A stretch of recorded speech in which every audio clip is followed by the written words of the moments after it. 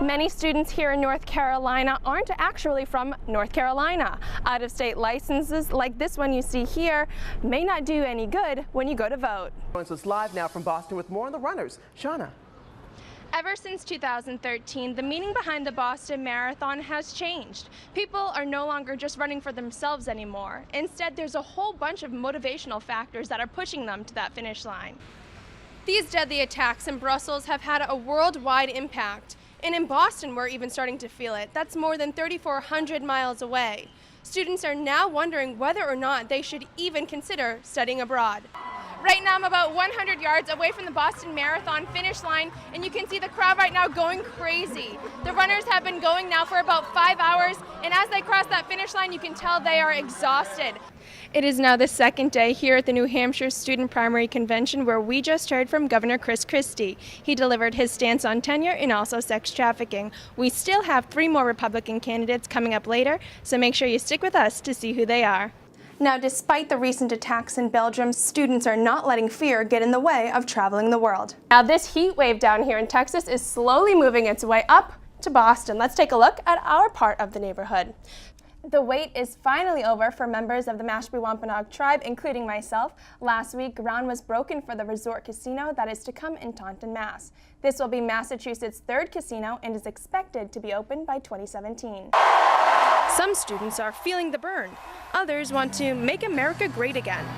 Meredith College students are joining millions of millennials in this political revolution. We are the ones who are going to be those taxpayers. We are the ones who are going to be living out those laws, and we want to make a say in who we want to create those laws. We're going to be on History Channel one day. This is, we're in the thick of it. This is the most historic election, the most exciting of our times. Hey, if you don't like how things are in your city, your state, your country, this is your chance. This is your only chance. Millions of people are coming in to vote. Others say there is no chance because our system is broken. When it comes to the actual problems that we do care about, no one's really caring because they're like, oh, listen to what Trump said.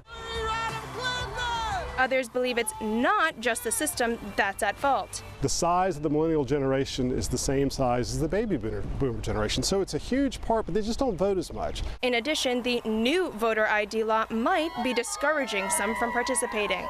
Many students here in North Carolina aren't actually from North Carolina. Out-of-state licenses like this one you see here may not do any good when you go to vote. I think that it's a pretty blatant attack on certain demographics of our state. Though not all agree that the law is part of the problem. The voter ID law is a good thing. I think it's accessible enough for all Americans. For this subset of Americans, the challenges are real, and only their political engagement can overcome them. Now, if you do have an out-of-state license, don't worry about it. There's still a way that you can get one, and in time for the next election. All you have to do is grab your social, head to the local licensing DMV, and file the correct paperwork. I'm Shawna Newcomb reporting live from NC State.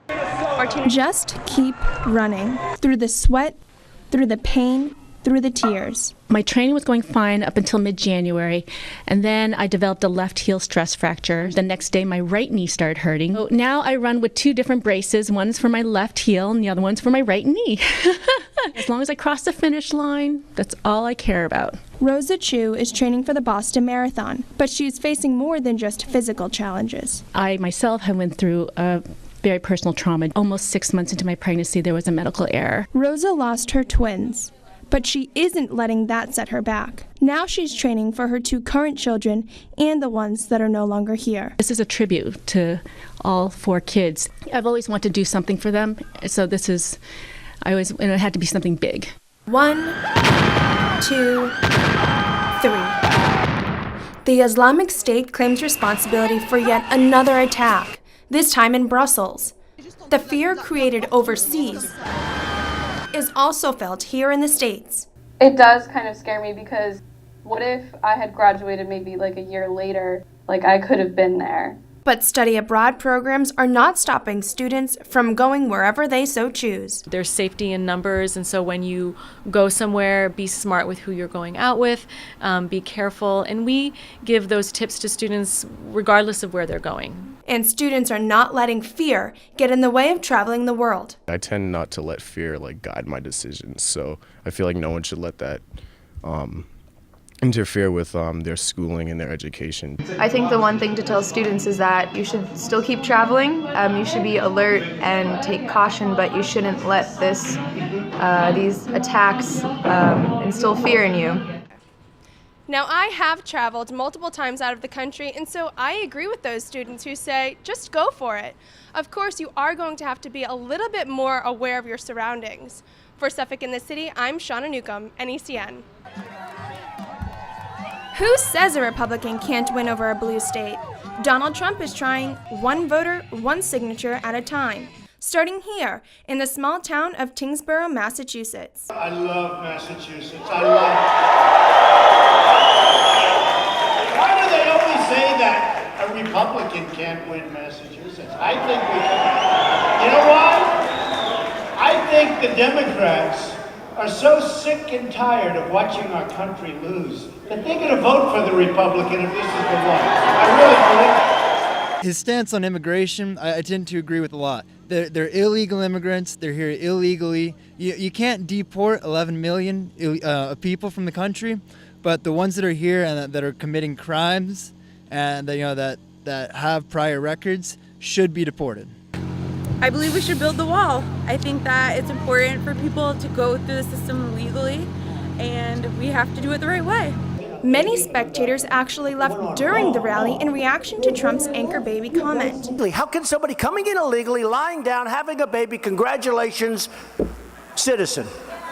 Despite the controversy in regards to that statement, Trump remains optimistic with Massachusetts voters. Something incredible and something beautiful is happening. Things are going on in Massachusetts. You're going to have people voting for me that never voted for a Republican before. After posing for some photos and making his way through the rowdy crowd, Trump was off to his next campaign stop. In a fight to preserve Weymouth's natural state, constituents joined forces with their state officials at Representative Murphy's The Unity Against the Compressor Station event at the Abigail Adams State Park.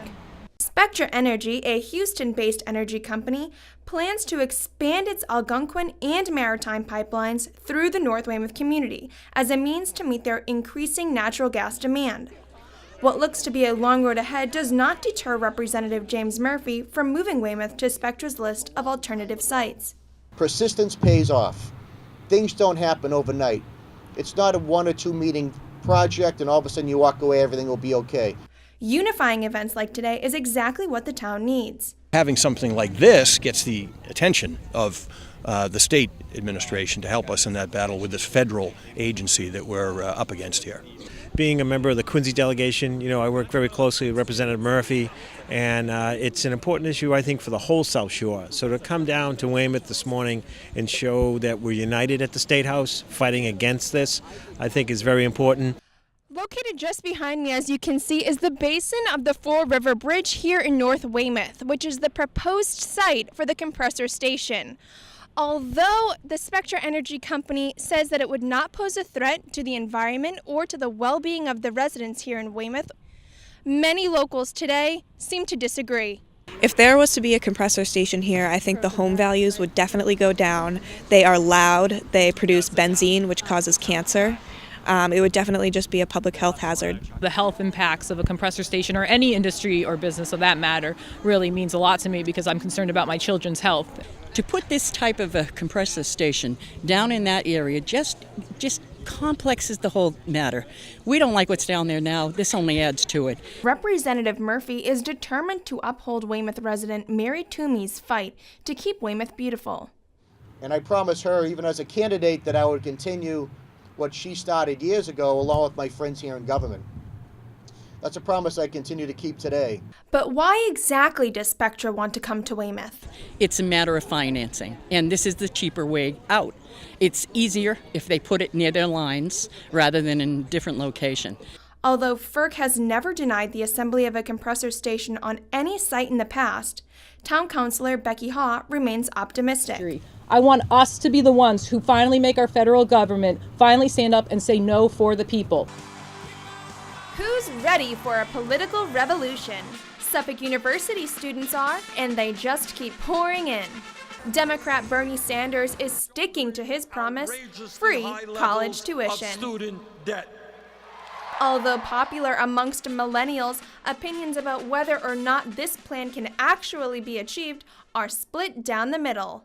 I don't know. I really like it, but at the same time, I don't know if Congress would pass that. I hope it could, but I realistically don't think that it will happen.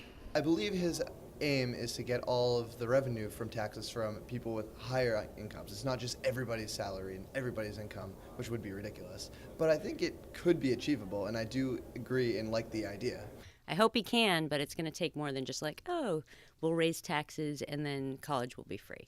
But will the Bernie Sanders revolution really be enough to get the students out to the voting polls come Election Day? Everyone is really excited to hear what young people, what young constituents have to say. So yes, it's really important to get out the vote, to make sure everyone's registered, to make sure people's voices are heard.